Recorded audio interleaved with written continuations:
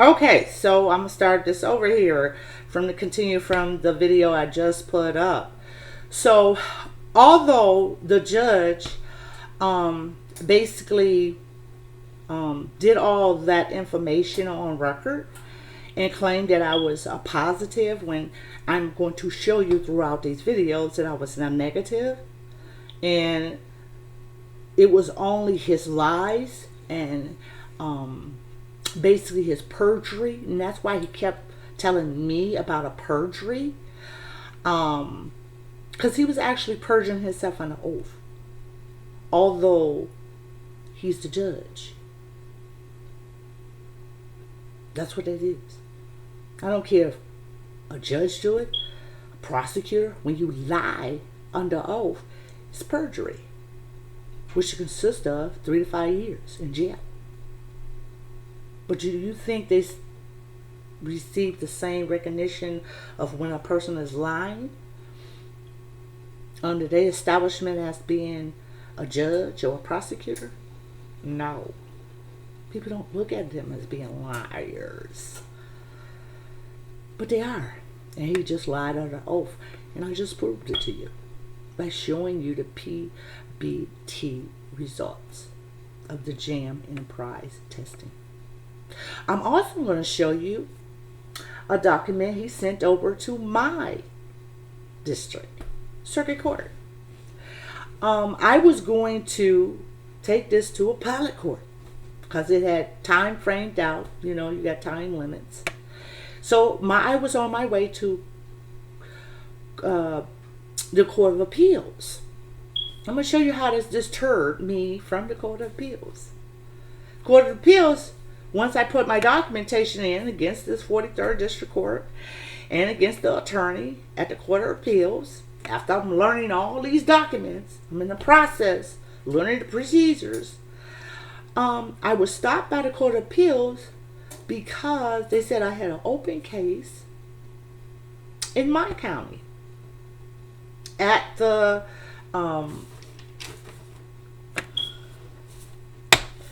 40 North Main Street in Mount Clemens, which is the circuit court. I'm like, how? And this is just a little pivot here. Let me tell you this. I make a lot of facial expressions. And if you recognize, you know, when people are upset, when people are trying to get you to basically understand what really went on, and they making these facial expressions, eyebrows up, that's just telling you how I really felt at that point in time. Okay, so I'm letting you know about the facial expressions. But back to the document the 43rd District Court sent the court at the circuit court, not the Oakland County Circuit Court, the district. Remember, the district is the 43rd. They didn't send Oakland County the 2nd Circuit Court. Okay? They sent it to Macomb County, the 6th venue. Think about the venue. They sent it to the 6th Macomb County Circuit Court, which does not have jurisdiction over the 43rd. Has no supervision over the 43rd. Oakland County Circuit Court does. So if you're going to send somebody documents somewhere and you want them to go to the second, the circuit court, then the 43rd should have sent it to the Oakland County. But I'm going to tell you why they didn't send that document to the Oakland County. Because I already had a document trying to sue them in the Oakland County. Okay. So they sent it to the 6th Circuit Court venue. They changed the venue in the midst of a criminal case and sent it to another county. So I'm guessing he thought that the judge was going to go along with him. But see, I did a documentation of a motion of exoneration stating what he's saying in his documents or criminalizing me. I'm trying to put in a motion to exonerate myself because that is not what happened. And I didn't win, you could say. But it was dismissed and sent back because the court, the Sixth Circuit Court, wasn't over the 43rd. Okay, so it was a jurisdic problem because that court didn't supervise over the 43rd court. And in some way I did win because he didn't get to put on my record. And guess what it was? I was institutionalized and had a criminal mental illness record. And I'm like, oh my, they are taking it to the utmost. Where's the documents? Where's the proof? You have to get some type of documents. I do paperwork. I also do medical work with people who have mental illness, disabilities, people who have problems when it comes to, and I'm open. A person who have a mental illness is nothing to lie about. Nothing to pretend that someone who doesn't have it has it. Okay? But this is what this court did. They sent it from the 43rd court. This is what this document is for. You see the 43rd court here? 43rd court. Under that MCL law, now the case was still in process. Under the MCL law, that states that I had a mental illness. I was institutionalized in a facility where they treated me for mental illness, but without any documents. Just on the word of the judge. He's the judge now. He's the law. Is it real? No. I've never been institutionalized. I've never had a mental illness. I'm direct, but I've never had a mental illness. And believe me, I go get tested for everything because I'm the type of person who want to know if I have anything wrong with me, if I have any disease, if I have anything wrong with me, period. I would like to know. Because a mental illness is not something you play around with. I take care of mental illness. I take care of people with disabilities. These are not things you play with. But this court, this judge, chose to do that. Judge of law. And he also, and I'm going to show you 3 different documents where he put me under 3 different sets of charges on each different document before the proceeding of the court matter had even ended. Where did you get all this from? Somebody else, because he pled me guilty. So they took whatever word they wanted to do and use it. He pled me guilty under a higher crime than the crime that was actually existed. So I'm going to show you how they did this. They sent over this document to my county under 43rd District Court, okay, under this name of law, and you will hear the prosecutor on there say, oh, she falls under 53 A. I don't know if it's a little A or it's a big A, but she falls under that. Well, according to that, with the mental illness document, and I'm going to show you that too, he claimed no mental illness document from an institution that I've never, because I've never been to an institution. I've never been under circumstances where I did any mental deformities. And I would know how they look. I would know how they sound. I would know what they are. This is the reason I'm informing you of the individuals at this 43rd District Court. It's a mental issue. Whether it's a conscience issue, or it's a behavior issue, or it was just psychological mental issue. But it's an issue there. Okay? So also, this also claims of the 257 6253-A, and you will hear that during time I'm trying to take back a guilty plea and trying to get my gun back, you would hear the prosecutor state that on record. Well, this is what she was talking about.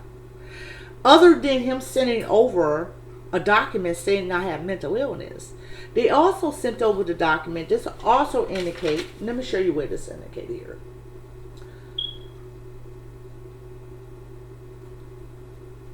Okay, so on here where it says reason, and it says misdemeanor conviction charges pending. See here? Down here where I got the asterisk at. Reason. Misdemeanor conviction charges pending.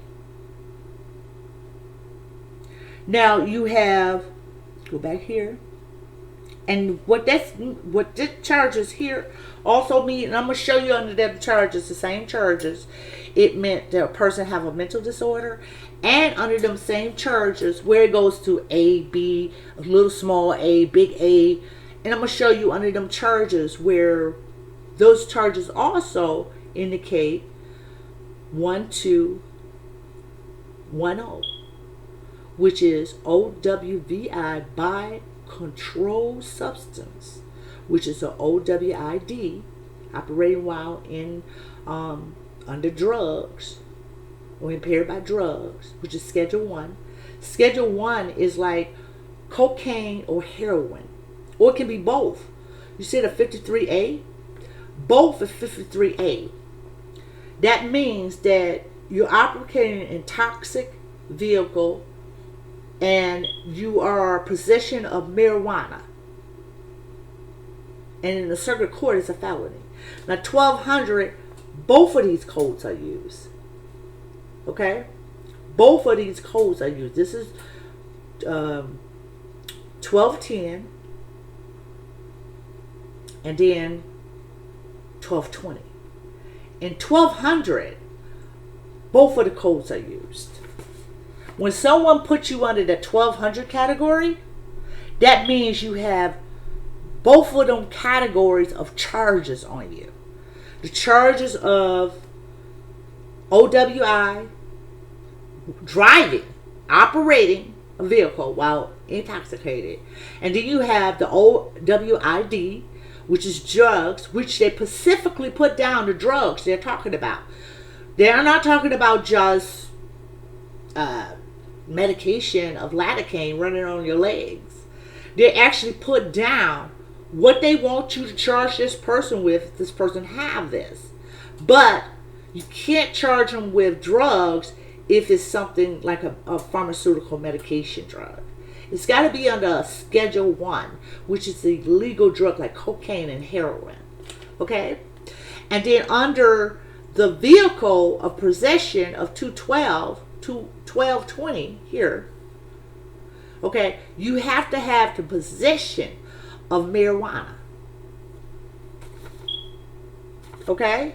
So for them to ought to charge you under 1200 category, which is here, the 1200 category coding is for both of these. For both of them.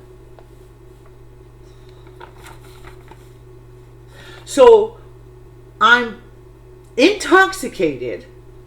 Also, I'm intoxicated, according to them, from alcohol in Schedule 1 or possession of marijuana, which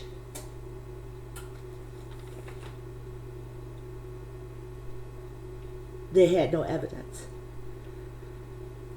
They didn't find no bottles, no alcohol beverages. They didn't find no marijuana in my car. They didn't find no cocaine, no heroin. They went on the gut instinct of what a police officer said, that I was unstable on my feet.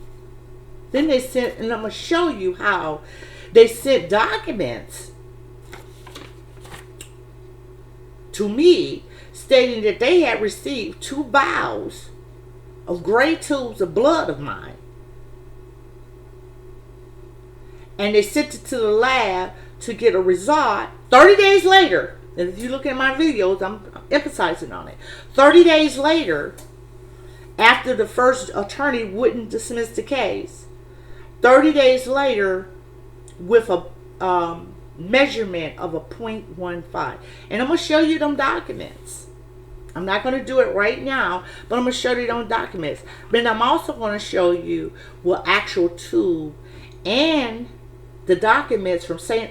John's Hospital of the tube, because you have to put down the tube that you took when anyone comes into your establishment as a hospital. You have to put down what you actually did, what you actually used.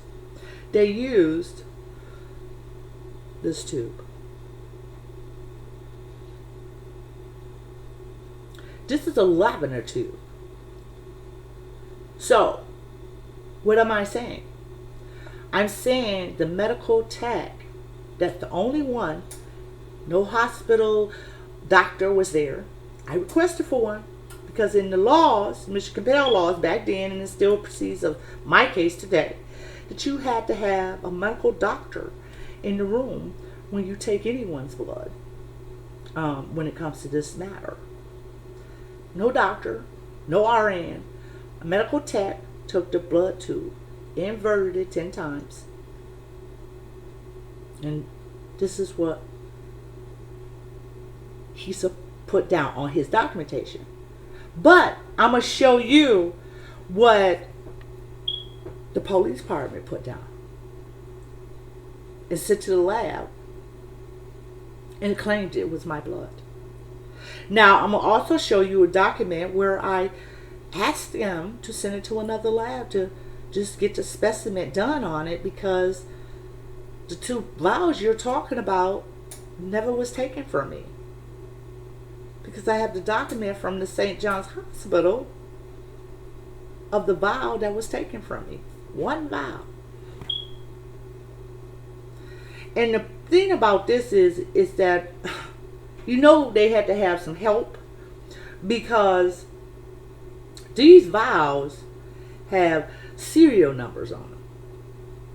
You see what I'm saying? These have serial numbers on them. Okay? And it has the date and the year on it. Okay? So if you took blood, where's the serial number? Where's the date? If you're claiming that blood is mine. And one thing you can't do is you can't take, unless you just take a vial, a new vial that's on that date, and fill it with somebody else's blood from a butterfly. This was done by a butterfly on me, because it was actually done in my hand here. But they're claiming this is a 5 milliliter, and you can see it. Let me show you where this is.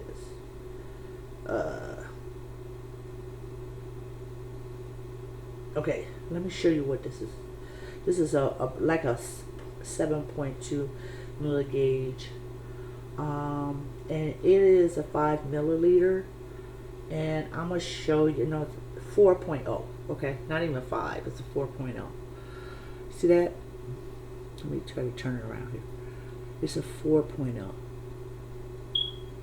Okay, and it is, and you see here, and it tells you exactly what the tube is, and now it's here. It's got a serial number on it. You see it? Try to get closer here. There we go. Okay, it's got a reference number on it for it. So the night,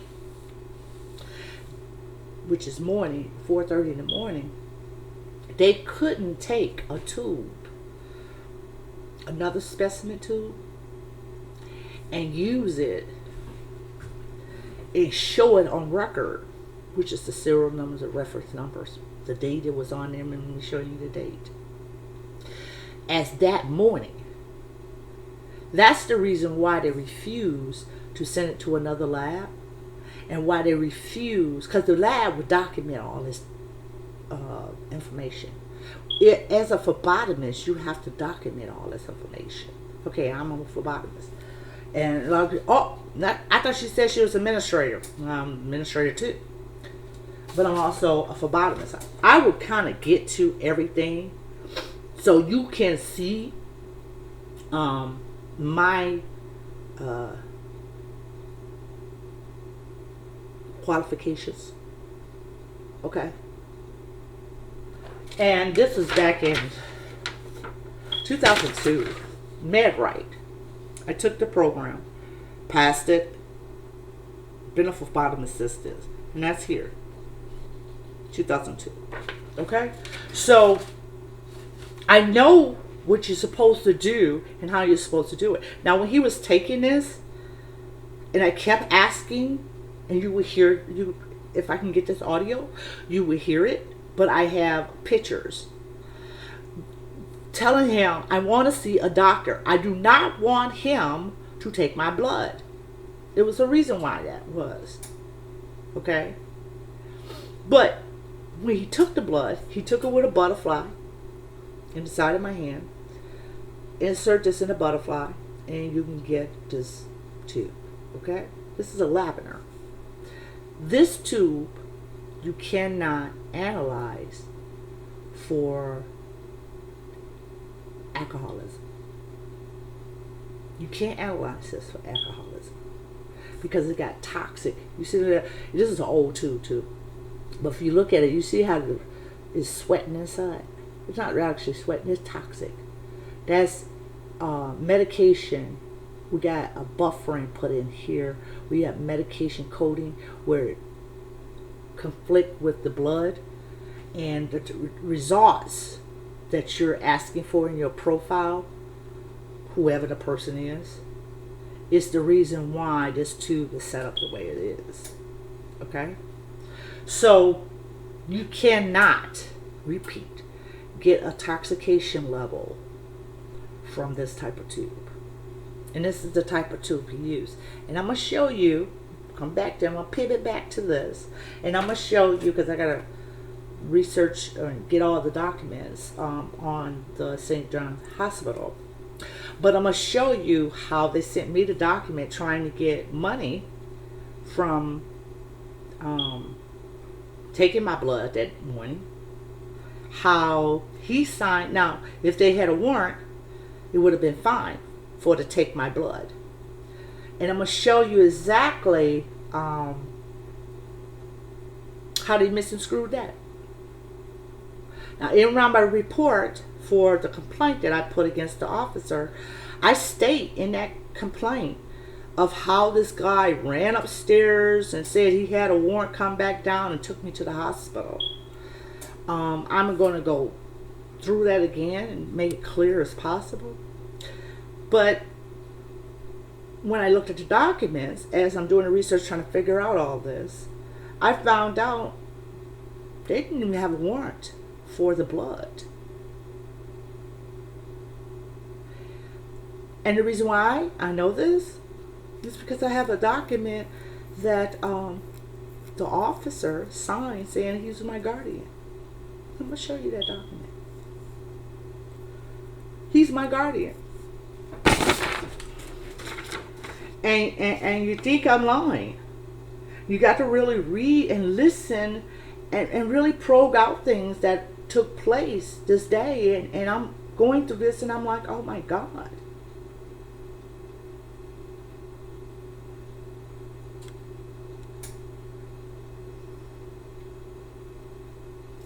And when he signed it off, and I'm going to go back through this, but when he signed it off, stating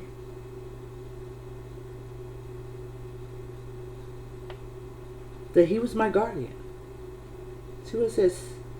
Let me get this right now. Signature of patient caregiver.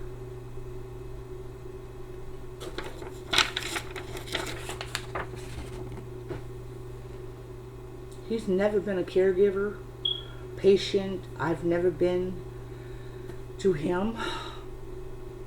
And I'm going to show you how they did these things right in the public eye.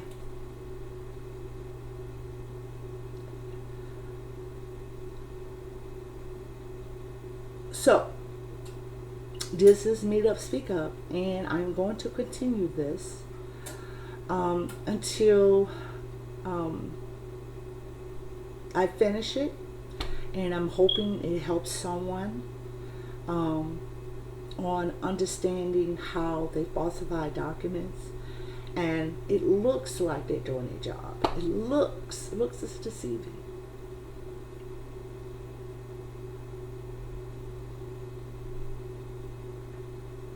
And not to take in just because a person is of color that they're a drug or alcoholic person, or they're a person who is mentally insane.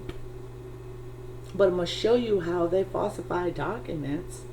And each time I try to send complaints in to AGC, and I'm going to show you all these documents that I sent in to all these departments, letting them know that these documents was falsified. These documents was done to basically put me in a category because they felt that I was too uppity, to put me back in my place. Who are you to challenge us? Who are you to make a complaint against our officer? You just a nigger. We didn't rape niggers before. You are not the first one we sexually, did a misconduct to. And you won't be the last. That's basically what they told me. I had no rights in America, and I am a citizen. Because it had to go through these departments. Other people had to transition these documents. And basically, you didn't care about the misconduct when I sent it to the complaint departments. The sexual misconduct. You didn't care about that. You didn't care if they was lying about the falsified documents. You didn't care if what I was saying was right or wrong.